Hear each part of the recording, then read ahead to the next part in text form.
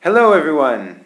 Today I want to talk about 10 roles in elementary school English education. First, is learning languages early really better? I think the answer to this is mostly yes. Here are some things that I've learned about this that I'd like to share with you. First, it is possible for students under 11 or 12 years old to learn English, even to native levels, without accents, but only if they are given a significant amount of exposure.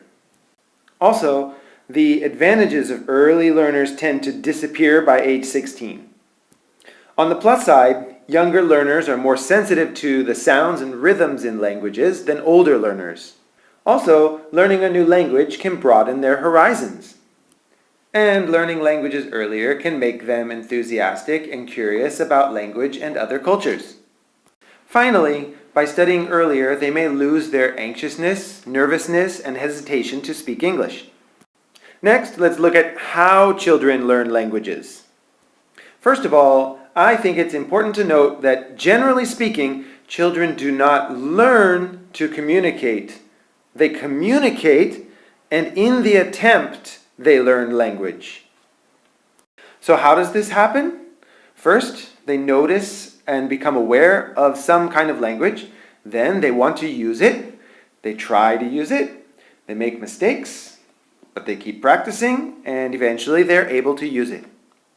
Children also learn languages by communicating about what is relevant to them. For example, talking about things they like and things that are important to them, their favorite foods, friends, family, and their favorite activities. Children also learn by actively using the language, listening and moving, singing, chanting, playing games, and talking with their teachers and friends. Next, what are some differences between very young learners and young learners? First, let's start with very young learners. Children ages roughly 5 to 7 are more interested in sound than word order. Learning happens by accident through play. They have short attention spans. Variety is important for them, but so is repetition and routine. Next, let's look at young learners. Children ages roughly 8 to 14 years old tend to have clear likes and dislikes. They can ask questions and understand explanations and rules.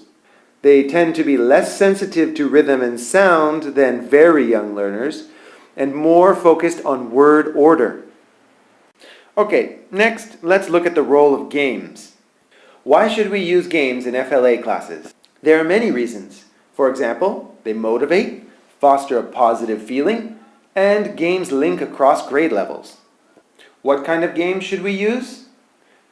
Games that are age appropriate, games they are familiar with, games that get them excited, but also games that settle them down. And lastly, games that are not too difficult to understand how to play. Now, there are a lot of games. How should we decide which ones to use? Take a look at these two lists of games. What is the difference between the games on the left and the right? The games on the left require little or no preparation, while the games on the right require some resources in order to play. Depending on how much time you have to prepare, it is good to have a repertoire of both kinds of games.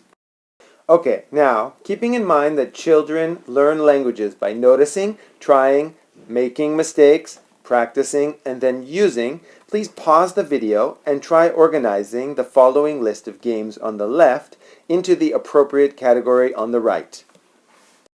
Your list should look something like this. So, in conclusion, when preparing for a lesson or introducing new language, try to remember how children learn language and use this knowledge when deciding which kinds of games to play and in what order to play them. Alright, next let's look at the role of resources. We use resources and materials for many reasons. They take the focus off the teacher, they help with pair and group work, they can be shared, and they can be used and reused in many ways. So what kinds of resources and materials should we use? There are many kinds. Flashcards, small cards, CDs, books, computers, pictures, puppets, board games, noisy things, they're all useful. With our busy schedules, how do we prepare resources and materials? Do the best with the time you have. If you can, recruit help from the ALT. And, if possible, involve the children in the preparation. Okay, next let's look at the role of classroom English in FLA classes. When and how should we teach classroom English? First, try to make it meaningful and purposeful. Teach it when it is necessary to use and when it comes up naturally in class. Second, it's okay to use body language or Japanese when introducing the new classroom English. Last, try to teach only a little at a time, only as much as the students are comfortable with. Finally, what classroom English should we introduce? For some examples, take a look at the Classroom English handout in your study guide. Next, let's take a look at the role of pronunciation in FLA classes. How important is good pronunciation? Obviously, bad pronunciation can make it difficult to understand.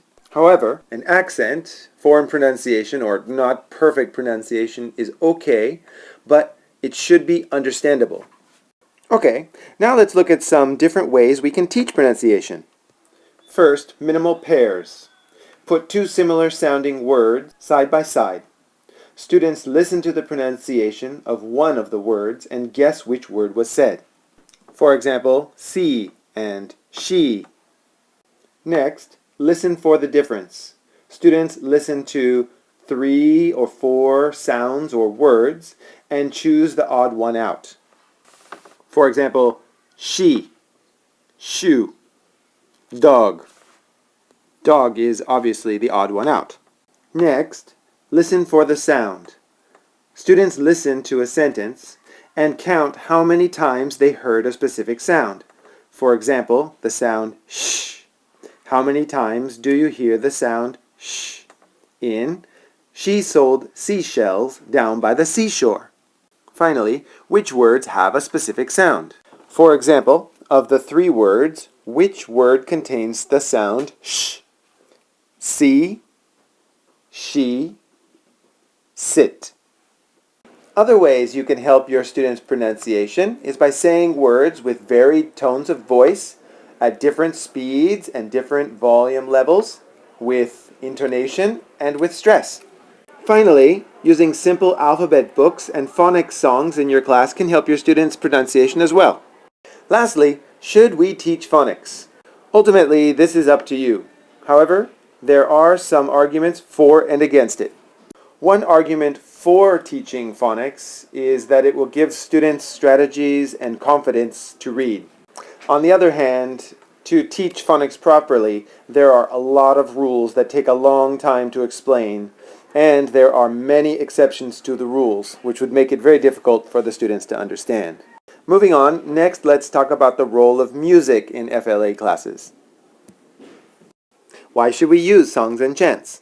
They aid vocabulary learning. Students often learn language in chunks. So, for example, how are you is one sound as opposed to 3 words like how are you.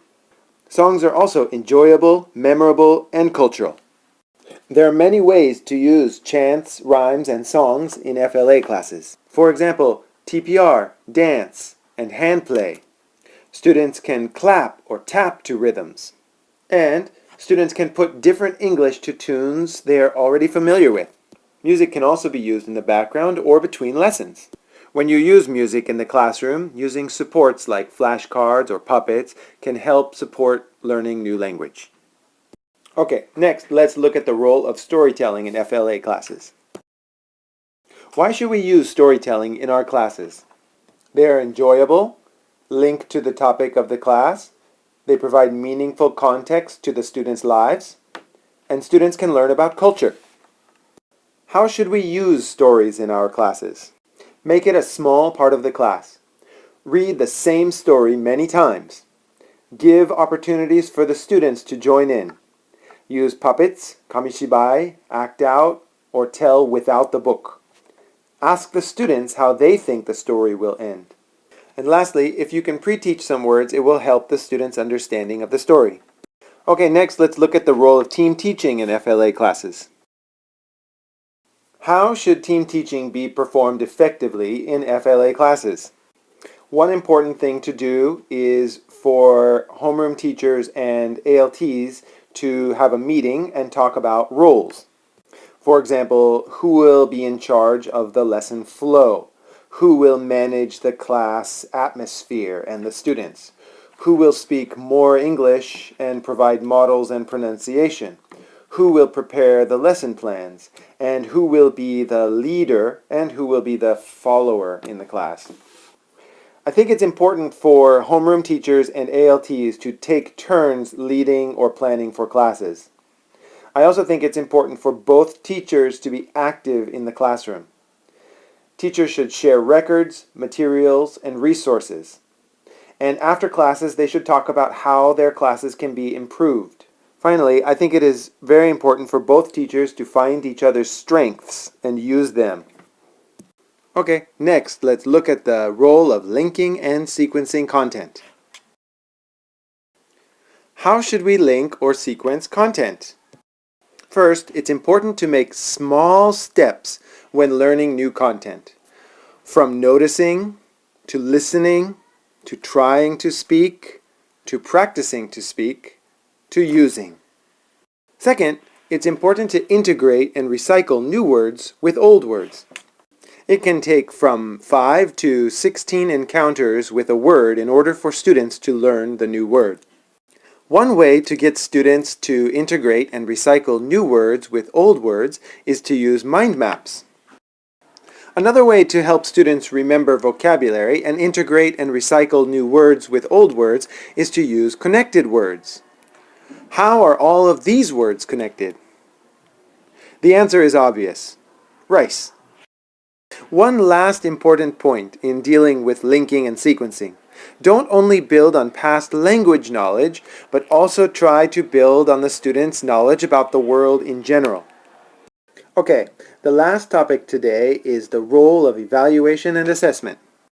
Given that in the relatively near future, FLA classes are going to be evaluated, it's a good idea to look at how we should evaluate our classes and how we should assess our students. First, let's look at some ways we can evaluate our own classes. Were the learners active and focused? Did the learners enjoy the lesson? Were they motivated? Did the class learn the material well? Was the language used to communicate? And finally, was there a clear goal for the class? Next, let's look at ways we can assess the students. There are several ways to do this. For example, self-evaluations. Students write what they learned or noticed as well as how they thought they performed in the class. Of course, we can use speaking and listening tests, project work or final presentations, teachers' subjective assessment of participation and performance. We can use peer assessment. Students can evaluate each other or evaluate presentations of some kind. Or we can use any combination of these methods of assessment.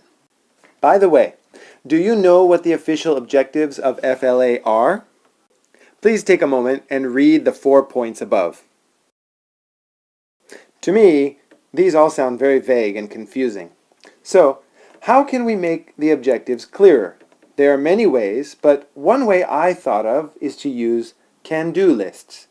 For example, a can-do lists. Please take a look at the last few pages of your study guide. There you can see the actual can-do lists for listening and speaking for the A-Can test. Can-do lists have many uses. For example, assisting in making syllabuses, they can assist with making lesson plans, and they can assist with evaluation and assessment. That's all. Thank you very much.